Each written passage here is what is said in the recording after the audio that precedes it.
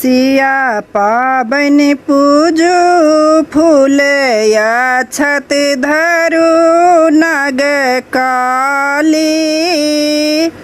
सिया पाबन यहाँ के बड़े भारी। सिया पाबन पूजू फूल या छत धरू नग काली। सिया पाबन यहाँ के बड़े भारी। एलन छोट मोट पारी बाला सारी। पूरे हितनी के मन भेलन भारी। एलन छोट मोट पारी बाला सारी। पूरे हितनी के मन भेलन भारी। धिया पाबन पूजू फूल या छत धरू नग कारी। सिया पाबन पूजू फूल या छत धरू नग काली। सिया पाबन यहाँ के बड़े भारी। एलन छोट मोट डाली में अकूरी। एलन छोट मोट डाली में अकूरी।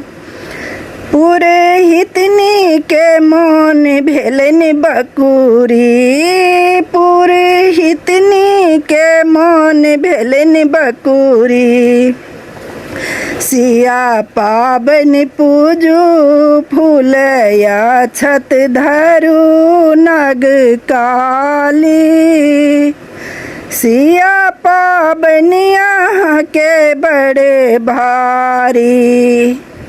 धिया पाबन पूजू फूल या छत धरू नग काली। सिया पाबन यहाँ के बड़े भारी। एलन छोट मट कूरी में दही। एलन छोट मट कूरी में दही। पूरे हितनी के मन भेलन कूही। पूरे हितनी के मन भेलन कूही। धिया पाबन पूजू फूल या छत धरू नग काली। सिया पाबन यहाँ के बड़े भारी।